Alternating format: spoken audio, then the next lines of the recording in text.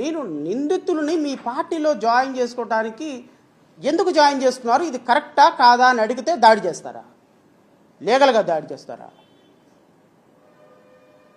ఏం సార్ నా మీద ఏంటి ఇంకోసారి ఇలా చేస్తే పరిణామాలు తీవ్రంగా ఉంటాయి, బెదిరిస్తున్నారా ఏంటి? ఇంతకుముందు పవన్ కళ్యాణ్ గారు అన్నాడు, బెదిరిస్తున్నారా నా కొడకల్లారా, గొంతు మీద కాలేసి తొక్కుతా ఒక్కనే వస్తానని పవన్ కళ్యాణ్ గారు. నేను అంత మాట అనలేను, ఎందుకంటే నీ సినిమా యాక్టర్ని కాదు కాబట్టి. బట్ నేను ఒక మాట అయితే చెప్తా, నేను మాట్లాడేదానికి మీరు ఎదురుదాడి చేయకుండా సమాధానం చెప్పండి. మీది ఒక పార్టీ 100% స్ట్రైక్ రేట్ ఉన్న పార్టీ. పాప 2011లో పార్టీ పెట్టి 2014 వరకు పోటీ చేయకుండా ఒక పార్టీకి మద్దతు ఇచ్చి 2019లో 5 పార్టీలతో కలిసి పోటీ చేసి 2024లో ఎమ్మెల్యే అయినటువంటి స్ట్రైక్ రేట్ మీది. నాదంతా స్ట్రైక్ రేట్ లేదు సార్. నేను 2022లో పార్టీ పెట్టాను, 2024లో కంటెస్ట్ చేశాను, నాతో పాటుగా ఇంకొక 111 మందిని కంటెస్ట్ చేయించాను. ఒక చిన్న పార్టీ పెట్టుకొని అడుగులో అడుగేసుకుంటూ 100, 200, 300 ఓట్లు తెచ్చుకున్న ప్రయత్నం చేస్తున్నాను సార్. నేను అంతేగాని నేను పార్టీ పెట్టి మద్దతు ఇవ్వకుండా టెంట్ హౌస్ సామాన్ లాగా ఇంకొకటికి వెళ్ళి మద్దతు ఇలా 2011లో పార్టీ పెట్టి 2014లో ఒకటికి మద్దతు ఇచ్చి 2014 నుంచి 2019 వరకు 23 పార్టీలతోటి మద్దతు పెట్టుకుని 2019లో 4% ఓటు తెచ్చుకొని 2 చోట్ల ఓడిపోయి 2024లో ఎమ్మెల్యే అయ్యి ఉప ముఖ్యమంత్రి అయినావు. మరి మీ అంత స్ట్రైక్ రేట్ మాకు ఉండొద్దా? శివశంకర్ గారు అనటం ఎందుకు, అనిపించుకోవటం ఎందుకు చెప్పండి. మీరు విఘ్నులు, చదువుకున్న వాళ్ళు, మంచి ఉద్యోగం చేసి వచ్చారు. నేను కూడా కాస్త కూస్తో మీ అంత గొప్ప ఉద్యోగం చెప్పను, ఎంతో చిన్న చేతగా ఉద్యోగం చేశాను. ఆ పక్కన కూర్చున్న వాళ్ళు మరి ఏం చదువుకున్నారో నాకు తెలియదు. మన ఇద్దరం కలిసి కొన్ని 100 డిబేట్లో పాల్గొన్న ప్రభుత్వం మీద పోరాటం చేశాం. కాస్త విఘ్నతతోటి మాట్లాడాం. వ్యక్తిగతమైన దోషణలు చేస్తే నాకు రాదా వ్యక్తిగతమైన దోషణలు చేయటం? నీకంటే మీ నాయకుడి కంటే 1000 రెట్లు అద్భుతంగా అనర్ఘలంగా విమర్శలు చేయగలుగుతా. ఏం పీకలేరు మీరు, అది కూడా చెప్తున్నా. ఏమీ పీకలేరు. జనసేన పార్టీ భయపెడితే భయపడేవాడు ఎవరు లేడు ఇక్కడ. నేను మళ్ళీ ఛాలెంజ్ చేస్తున్నా, ఏం చేసుకుంటారో చేసుకోండి. తిక్కరగిందనుకోండి మీ జనసేన పార్టీ కార్యాలయానికి వచ్చేస్తాను డైరెక్ట్గా. భయపెట్టాలని చూడమాకండి, భయపడేవాడు ఎవ్వరు లేడు. నేను మళ్ళీ చెప్తున్నా, నేను అధికారికంగా ఆధారాలతోటి మాట్లాడుతున్నా. మీరు దీనికి సమాధానం చెప్పండి. ఇతను ఎందుకు జాయిన్ చేసుకున్నారు మీ పార్టీలో? ఎందుకు నాదెండ్ల మనోహర్ గొడవ చేసి అతన్ని కలిసి అతని పార్టీలోకి ఆహ్వానించి పార్టీలో జాయిన్ చేసుకున్నాడు? సమాధానం చెప్పండి దీనికి. ఆ కుటుంబానికి న్యాయం చేయండి. సరే సార్ నేను ఎదవనే, ఓకే, ఆ కుటుంబానికి న్యాయం చేయండి. అటు దోషులను ఎవరన్నా పట్టుకోండి. ఆ కుటుంబంలో అమ్మ ఇదిగో పలానా వాళ్ళు, మీరేమో ఉప ముఖ్యమంత్రి కదా, ఎస్పీతో మాట్లాడండి. ఆ దోషులను పట్టుకోండి. అమ్మ ఇదిగో ఇతను దోషి, మీ అబ్బాయిని చంపింది ఇతనే అని చెప్పి ఆ తల్లికి చూపించండి. ఆ రోజు నుంచి జనసేన పార్టీ గురించి, ఈ కేసు గురించి నేను ఒక్క మాట మాట్లాడితే మీరు ఏం మాట్లాడినా నేను యాక్సెప్ట్ చేస్తాను. మీరు ఈ కేసులో న్యాయం చేసేంత వరకు నేను మాట్లాడుతూనే ఉంటా, మాట్లాడుతా. ఎందుకు అంటే చేయగలిగిన స్థానంలో ఉంది మీరే కాబట్టి. ఇప్పుడు నేను జగన్మోహన్ రెడ్డి గారిని అనలేనే, సీదిరి అప్పలరాజుని అనలేనే. ఆ రోజు వాళ్ళు అధికారంలో ఉన్నారు కాబట్టి మీరు మాట్లాడారు, బాగానే ఉంది. మరి నేను ఇప్పుడు మీరు అధికారంలో ఉన్నారు, ఉప ముఖ్యమంత్రిగా చంద్రబాబు నాయుడు గారు ఉన్నారు, అనధికారిక ముఖ్యమంత్రిగా నారా లోకేష్ గారు ఉన్నారు. వీళ్ళందరికీ న్యాయం చేస్తారని నారా లోకేష్ మత్స్యకారు కుటుంబానికి కొన్ని లక్షల మందిగా ఉన్నటువంటి నిరుపేద కుటుంబాలు ఇవన్నీ పాపం చేపలు పట్టుకుని ఏదో చిన్న బతుకుతే మీ అంత తెలివితేటలు వాళ్ళకి లేవు సార్. వాళ్ళు న్యాయం పరంగా న్యాయం కోసం పోరాడుతున్నారు. ఆ తల్లి పొద్దున్న తింటే మధ్యాహ్నానికి కూడా ఉంటాయో లేవో పరిస్థితులు ఆ కుటుంబం. ఇంత అలాంటి పరిస్థితుల్లో ఒక పవన్ కళ్యాణ్ గారు వచ్చారు, ఒక నాదెండ్ల మనోహర్ గారు వచ్చారు, ఒక నారా లోకేష్ గారు వచ్చారు, ఒక గౌతి శిరీష గారు వచ్చారు, ఒక శివశంకర్ గారు వచ్చారు, బొలిశెట్టి సత్య గారు వచ్చారు. ఇంతమంది ప్రముఖమైన నాయకులు వచ్చారని ఎంత ఆనందపడి ఉంటారు వాళ్ళు. ఆహా మాకు న్యాయం దొరుకుతుంది, మా అబ్బాయిని చంపిన వాళ్ళు ఎవరో తెలుసుకుంటారని ఎంత ఆనందపడి ఉంటారు. వాళ్ళందరి నమ్మకాన్ని 100 కోట్లకు తాకట్టు పెట్టేసేసి ఈ అక్యూజ్డ్ని మీ దాంట్లో జాయిన్ చేసేసుకొని మీ ఇష్టం వచ్చినట్టు పార్టీ ఫండ్ తీసేసుకొని కేసును క్లోజ్ చేస్తారా సార్? అదేమనంటే ఈ కేసును మొదటి నుంచి నడిపించింది మేమే, నడిపించారు. Yes, I appreciate you and I appreciate your party and I'm welcoming every effort that your party made to resolve the Nagesh murder case, but you continue the same fight. Why you stopped all of a sudden 2024? What prevent your party to addressing the issue. What's prevent? Why you people are not even talking about the case from 2024 and for the last 16 months nunchi? Why you people are not addressing the issue? This is the need of the hour to address the issue, because పోలీసులు మీరు అధికారంలోకి వచ్చిన తర్వాత అసలు అక్కడ మర్డరే జరగలేదు, అసలు అక్కడ శవమే లేదు, అసలు ఇదంతా మిస్టేక్ ఆఫ్ ఫ్యాక్ట్ అని కేసు క్లోజ్ చేస్తే ఎక్కడికి వెళ్తారు బాధితులు? చెప్పండి సార్. శివశంకర్ గారు, మీరు చదువుకున్న వాళ్ళు, నేను మళ్ళీ మిమ్మల్ని అడుగుతున్నా, మీరు చెప్పండి. మీ అధినాయకుడి కంటే అర్థం కాదు. ప్రొటెస్ట్ రిపోర్ట్ అంటే ఏం తెలీదు, అదంటే ఏం తెలీదు, ఎఫ్ఐఆర్ పాప ఆయనకున్న స్థాయి, ఆయనకున్న బిజీలో ఆయన ఆ చెగోవేరే వ్యవహారాల్లో ఆయన కొంచెం వ్యవహారం ఉంటుంది కదా, ఆయనకు కాదు, అర్థం కాదు. మీకేమైంది సార్? మీరు చదువుకున్న వాళ్ళేగా.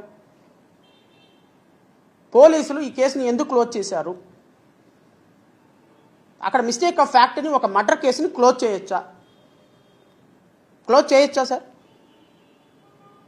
పోనీ నిందితులు ఎవరో దొరకలేదని చెప్పండి, నో ప్రాబ్లం. నిందితులు దొరకలేదు, ఎవిడెన్స్ దొరకలేదు, ఎవిడెన్స్ లేదు కాబట్టి lack of evidence, case will be close. Where is the question of mistake of fact? Is the fact is that a bloody person was died. Is the fact. Where is the mistake of fact? At 19 years old, a poor guy was being killed by the college management. This is a fact. And you, your party, your president has acknowledged this said fact. కాదు అని మేమంటే ఎదవలం. మాకు 471 ఓట్లు వచ్చింది. మేము అన్ని చోట్ల ఓడిపోయిన వాళ్ళు. మేము సూట్లు వేసుకొని, అద్దెకు తీసుకొచ్చిన సూట్లు వేసుకొని వాళ్ళ దగ్గర వీళ్ళ దగ్గర ప్యాకేజీల కోసం మాట్లాడతాం. మీరు మాత్రం తెల్ల చొక్కా తెల్ల ప్యాంట్ వేసుకొని బాధితుల దగ్గరికి వెళ్ళి ఆహా ఓహో అని చెప్పి సినిమా స్టంట్లు చేసి 4 రోజుల తర్వాత పోరాటం చేసి బయటకు వచ్చి నిందితులను మీ పార్టీలో జాయిన్ చేసుకొని చక్కగా అద్భుతంగా ఒక 10 కోట్లు 20 కోట్లు 100 కోట్లు తీసుకొని పార్టీ అకౌంట్లో వేసుకుంటే మీరు సత్యరిచ్చుతులు, మీరు నీతిమంతులు. ఇది కానీ ఎందుకంటే మీ అంత తెలివితేటలు మాకు లేవు కదా సార్. మీ అంత తెలివితేటలు మాకుంటే ఎప్పుడో సుగాలి ప్రీతి కేసుని అమ్మేద్దాం మీకులాగే. సుగాలి ప్రీతి కేసుని ఎందుకు మధ్యలో వకాలత్తు విడిచిపెట్టావా? మీలాంటి యదవులందరూ వెళ్ళి ఆమె దగ్గరికి వెళ్ళి జడా శ్రావణ్ కుమార్ అమ్ముడు పోయినాడు అని చెప్పి మీలాంటి యదవులు ఆ కేసును కొనుక్కోవటం కోసం స్టంట్లు, సినిమా స్టంట్లు, ఇప్పుడు ఈ నగేష్ కేసుని ఎట్లా అయితే కొనుక్కున్నారో సుగాలి ప్రీతి కేసులోంచి నన్ను పక్కకు తప్పించడానికి మీరు ఆడినటువంటి మచిలీపట్నంలో ఒక లాయర్ ఉంటాడు, ఆ యదవ వీళ్ళందరూ వాడినటువంటి డ్రామా వెళ్ళి ఆ తల్లిదండ్రుల దగ్గరికి వెళ్ళి పవన్ కళ్యాణ్ గారి కేసు అడ్రస్ చేయాలనుకుంటున్నారు. జడా శ్రావణ్ కుమార్ పక్కకి వెళ్ళాలి అంటే జడా శ్రావణ్ కుమార్ మీద బురద చల్లాలి. జడా శ్రావణ్ కుమార్ 10 కోట్లు తీసుకున్నాడు, 20 కోట్లు తీసుకున్నాడు, 25 లక్షలు తీసుకున్నాడు, ఆ తల్లికి అబద్ధాలు చెప్పి ఆ తల్లిని నా మీద గుసిగొలిపి ఆ కేసు నాకు నమ్మకం లేదండి మీ మీద అంటే నేను కేసు చేయమంటారా? ఒక లాయర్ దగ్గరికి ఒక క్లయింట్ వచ్చి సార్ మీ మీద నాకు నమ్మకం లేదు, మా కేసుని మీరు వాదించడం మాకు ఇష్టం లేదు అంటే లేదు నేనే వాదిస్తానని చెప్పమంటారా? కామన్ సెన్స్ ఉందా నీకేమైనా? ఎందుకు వదిలేసావు మధ్యలో కేసు? ఎస్ వదిలేసా, నిజాయితీ కాబట్టి వదిలేసా. తల్లికి నమ్మకం లేదు కాబట్టి అమ్మ తీసుకెళ్ళి నీ ఇష్టం వచ్చిన లాయర్ దగ్గర చేయించుకో, పవన్ కళ్యాణ్ గారు నీకు న్యాయం చేస్తాను అంటున్నాడు కదా, న్యాయం చేయించుకోమని ఆ రోజు 2021లో కేసు వదిలేసిన. నేను వదిలేసిన కేసుని మీరు తీసుకొని పెద్ద పొడిచేశారు. 25 సంవత్సరాల వరకు ఏం పొడిచారా మీరు? నా దగ్గర నుంచి కేసు తీసుకొని 4 సంవత్సరాలు 5 సంవత్సరాలు అయింది. ఏం పొడిచేశారు మీరు? మీ పార్టీ ఏం పొడిచేసింది? ఆ తల్లికి ఏం న్యాయం చేసింది? వీటికి ఆన్సర్ చేయండి ముందు. నగేష్ కేసులో మొబైల్ నగేష్ కేసులో మేమే కేసులు వేసాం. ఏం పీకేఆర్ కేసులు వేసి చివరికి ఏం పీకేఆర్ అంటే ఈ కేసుని క్లోజ్ చేస్తూ పోలీసులు ఛార్జ్షీట్ వేస్తే మెజిస్ట్రేట్ పిచ్చి వేషాలు మాకండి, ఆ కేసు రీఓపెన్ చేయండి, రీఓపెన్ చేసి ఆ కేసుని ఇమీడియట్గా మళ్ళీ కేసుని రీఇన్వెస్టిగేషన్ చేసి ఎవ్రీ వీక్ ఇన్వెస్టిగేషన్ రిపోర్ట్ నాకు సబ్మిట్ చేయమంటే వీళ్ళు చూడండి సార్ 17/10/2025 మొన్న ఒక 10 రోజుల క్రితం రిపోర్ట్ ఏమైనా సార్ చూడండి. With due respect, I humbly submit that I have completed the investigation in this case and forwarded the CD file to the legal advisor for opinion on the investigation. Soon after receipt of the opinion, I will proceed further. ఇప్పుడు కూడా reopen చేసి investigation చేయమన్న order మీద కూడా మళ్ళీ పాత ఛార్జ్షీటే case mistake of fact కింద తీసేసి copy paste చేసేసి క్లోజ్ చేసి మళ్ళీ కోర్టులో పడిచారు. ఇప్పుడు మీరు ఏం చేస్తారో నేను చూస్తా.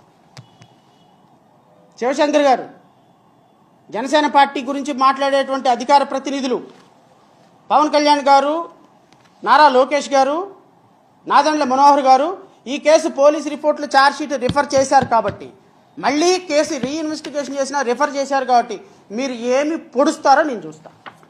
ఎందుకంటే నెక్స్ట్ వీక్ ఈ కుటుంబాన్ని కలవటానికి నేను వెళ్తున్నా. ఆ కుటుంబాన్ని కలుస్తా. ఈ కేసులో సిబిఐ విచారణ కోరుతూ హైకోర్టులో పిటిషన్ దాఖలు చేస్తా. ఎందుకు అంటే ఈ కేసులో డిప్యూటీ సీఎం చీఫ్ మినిస్టర్గా పవన్ కళ్యాణ్ ఉన్నంత వరకు, జనసేన పార్టీలో ఈ నిందితులు ఉన్నంత వరకు ఈ కేసులో న్యాయం జరగదు ఈ పోలీసులతోటి. It is my firm feeling, my firm opinion. This case should be investigated by the central bureau of investigation at any cost. Because police constantly mistake of fact అంటే ఏం చేస్తారు మరి పవన్ కళ్యాణ్ గారు చెప్పిన తర్వాత?